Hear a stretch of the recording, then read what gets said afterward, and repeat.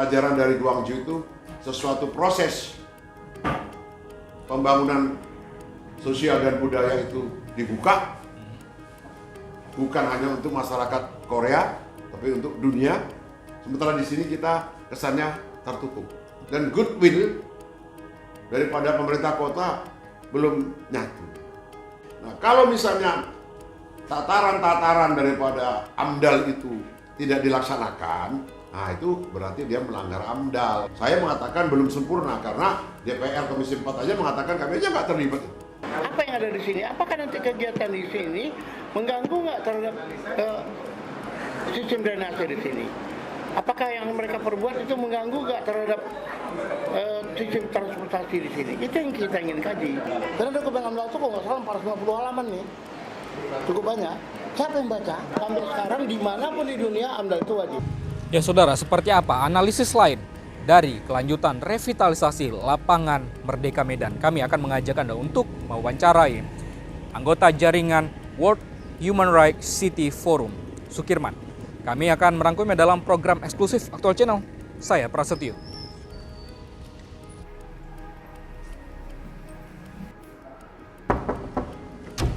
Assalamualaikum Bang. Salam. Bang Sukirman sehat Bang?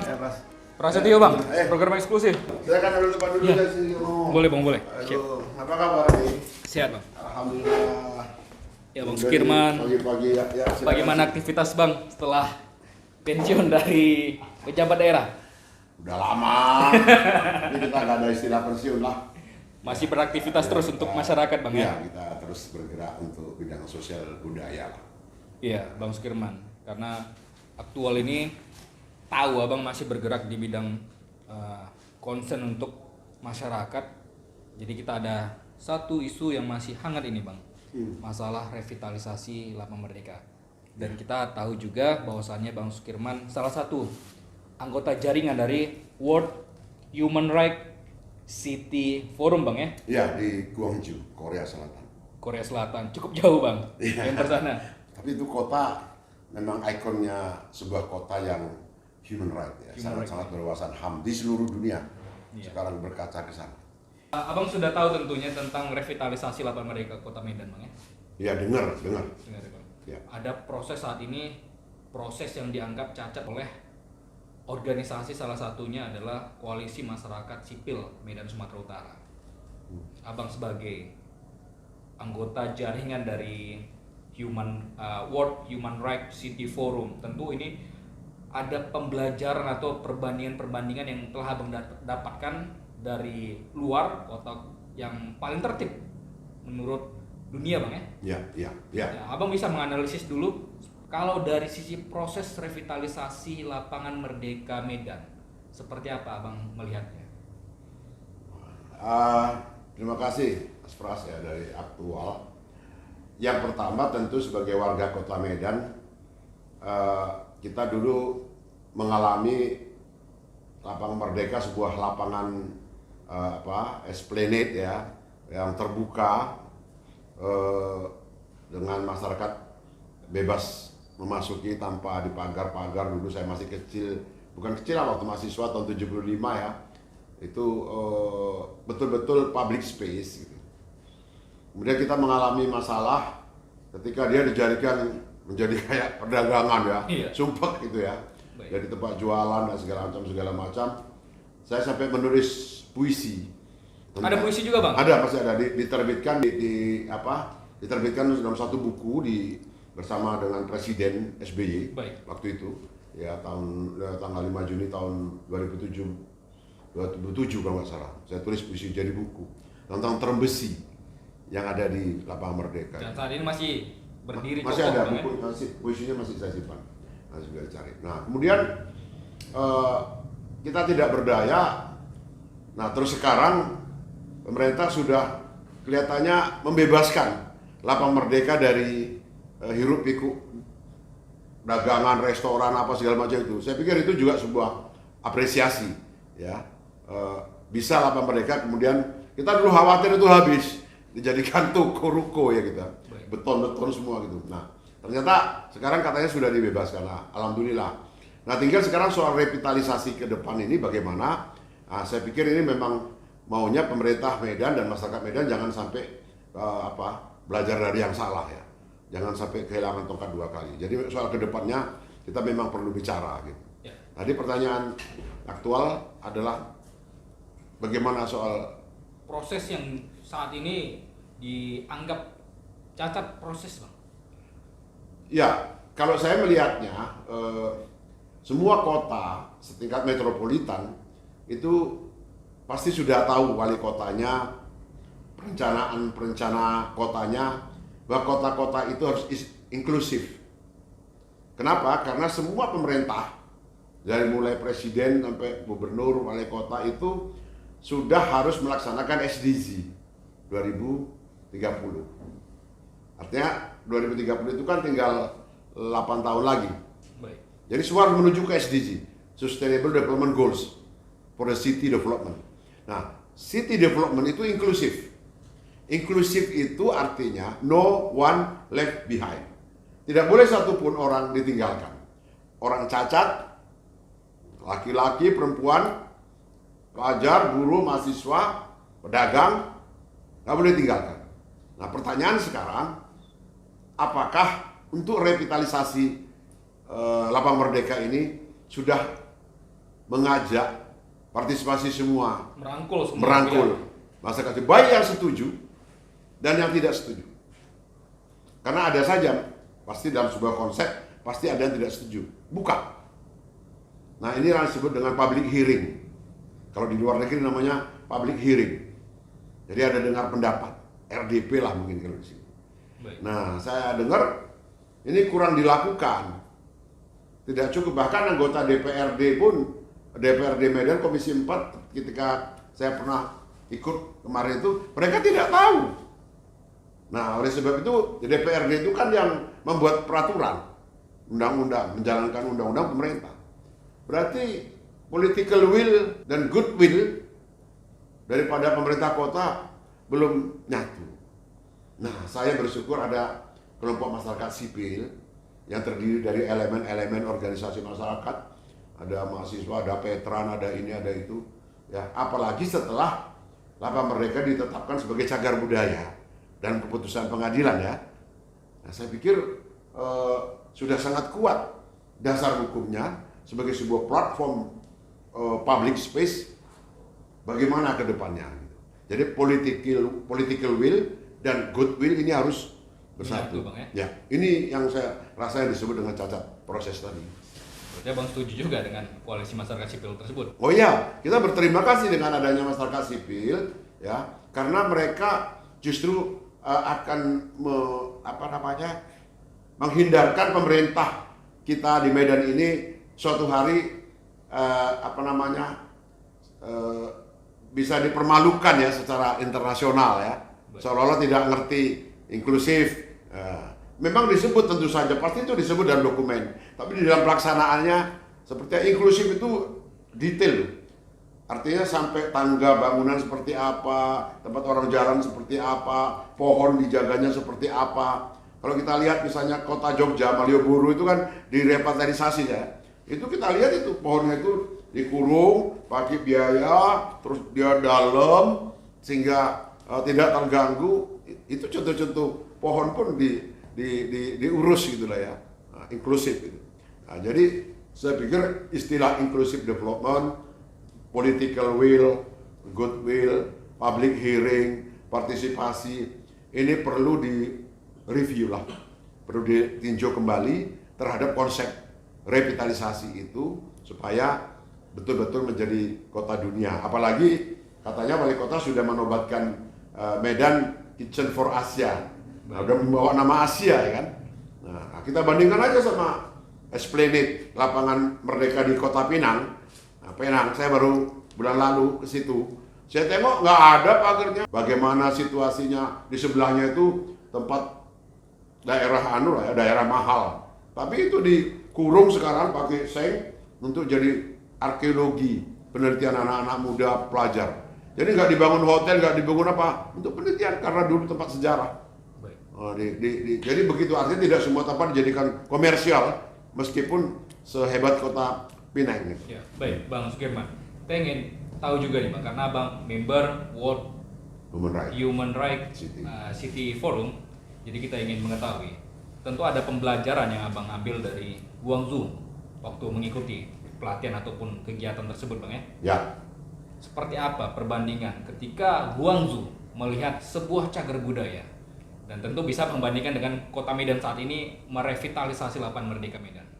jadi gini, satu yang menarik di kota Guangzhou itu sejarah kekurangan-kekurangan perlakuan negara itu dibuka, dipertontonkan kepada dunia. Kami pernah salah. Ya, tahun 98. Baik. Tahun 98 itu ratusan, bahkan mungkin ratusan ya, mahasiswa dan kelompok-kelompok masyarakat yang memprotes tentang demokrasi di Korea itu ditembakin di kota-kota itu. Tetapi ya, agak berbeda dengan negara kita. Ya, sejarah seperti itu terjadi juga di Indonesia 98. Ya. Kita tahu ada martirnya dari Trisakti dan kampus-kampus lain. Tapi dilupakan dan bahkan hilang tokohnya. Di Korea Selatan dibikin di tengah kota itu Taman Pahlawan. Ya. Dan semua korban itu dari mana pun waktu itu sudah dikubur karena dia korban daripada peristiwa 98 itu dibawa ke situ. Kuburannya bagus, dikasih fotonya, dikasih keterangannya. Misalnya ada seorang mahasiswi yang waktu itu sudah hamil besar, ditembak, dan meninggal, kok gambarnya di situ. Di Makam Pahlawan. Di Makam Pahlawan, khusus Makam Pahlawan tentang reformasi itu. Padahal itu masyarakat sipil Bang ya. Sipil. Baik. Nah, jadi setiap orang datang ke kota Guangzhou, kita diajak ke sana menjadi objek wisata. Jadi sejarah itu dibuka. Masyarakat kami sekarang bisa seperti ini, negara kami menjadi demokrasi seperti ini, kami berhutang budi, berhutang nyawa dengan pahlawan-pahlawan yang sekarang dikubur di sini. Mari kita jalan, ini begini, begini. Nah, saya kebetulan pada waktu pertemuan Asia Pasifik memimpin delegasi untuk berziarah di situ. Jadi diminta Pak Sukirman, Anda yang lebih senior. Nah, jadi kita dikasih sarung tangan, terus kita memimpin barisan, kita siap upacara, dihidupkan lagu kebangsaan, terus kita tafakur dan berdoa, terus kita ada membakar dupa di situ. Itu dilakukan. Nah, itu kan artinya saya mau sampaikan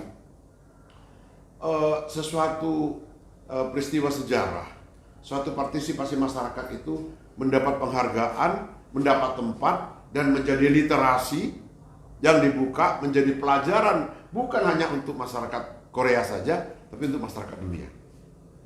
Nah, ini kan berbeda dengan kita. Kita mau bikin perencanaan revitalisasi aja, yang tahu hanya stakeholder yang mungkin pemborongnya, ya, perencananya, Pemborong dan pemerintah Bang ya. pemerintahnya, itulah perencana, apa bedanya, apa segala macam kan.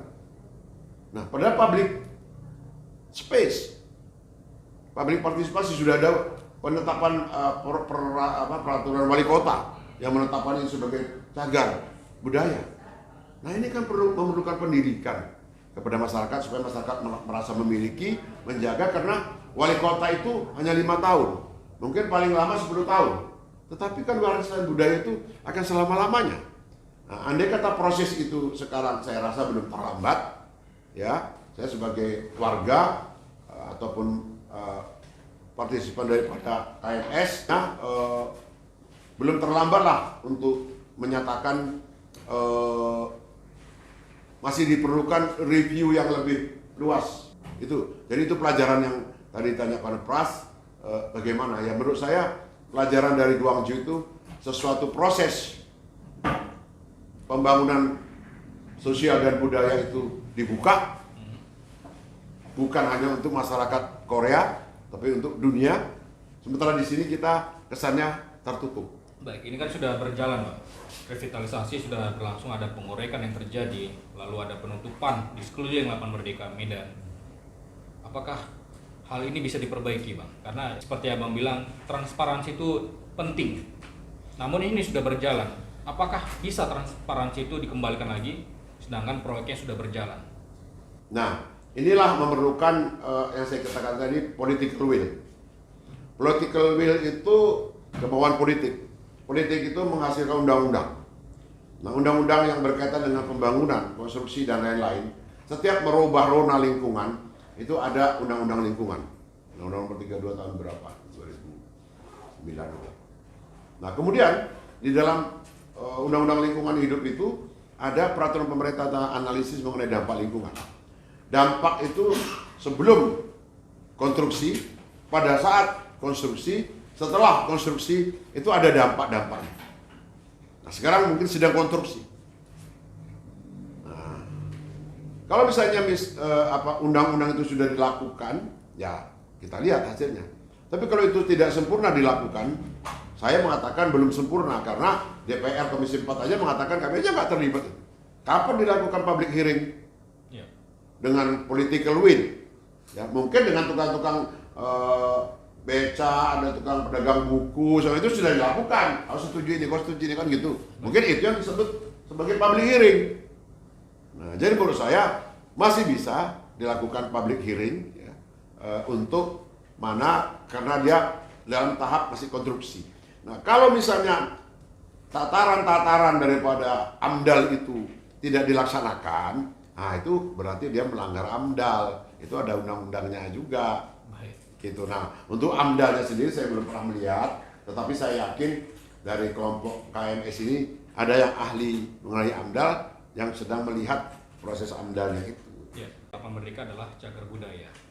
Ada plan yang dipampangkan juga mungkin di tepi jalan, di pagar-pagar yang telah menyelimuti Taman Merdeka tersebut. Ada basement yang akan dibangun rencananya, ada 2 lantai sekitar 10 meter ke bawah.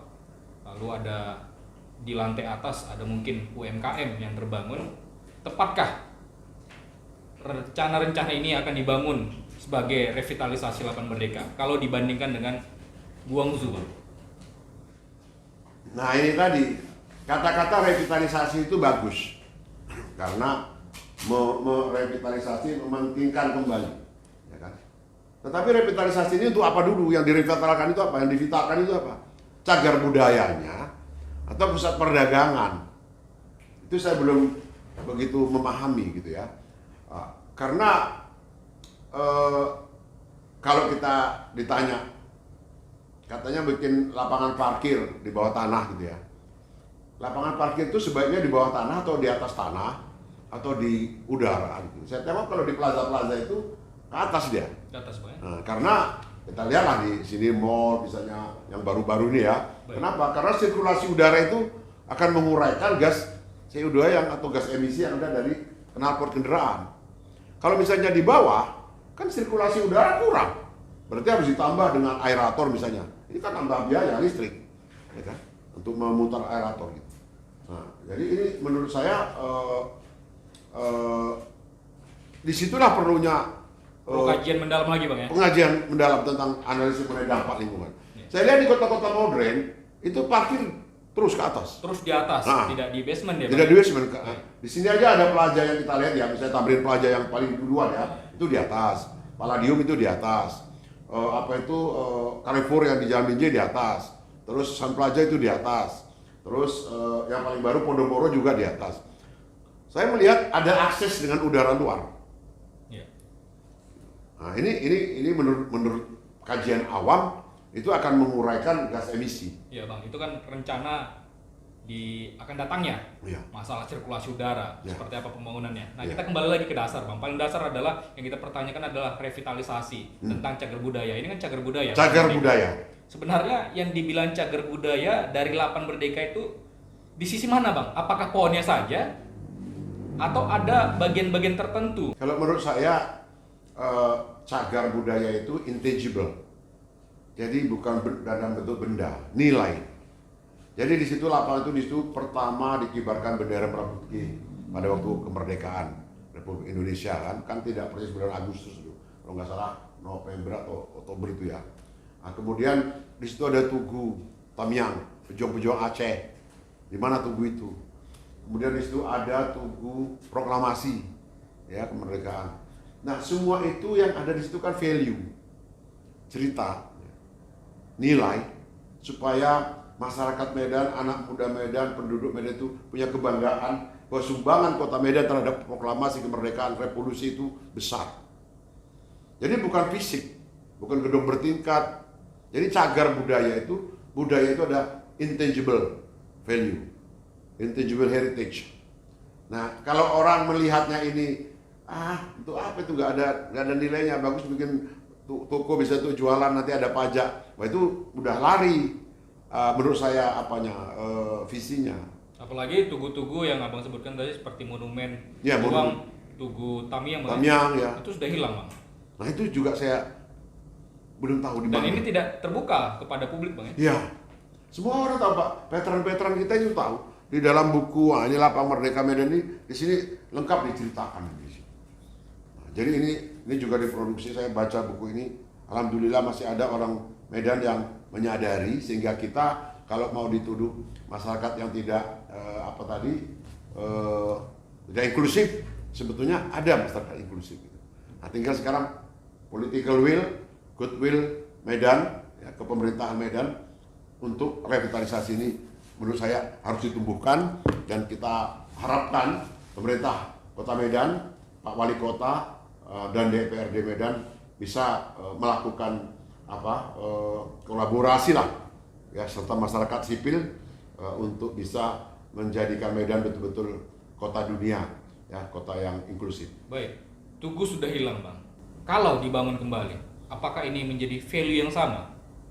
Nah, kalau ini saya pikir ahli-ahli budaya, ahli-ahli sejarah lah yang harus kita minta, ya, karena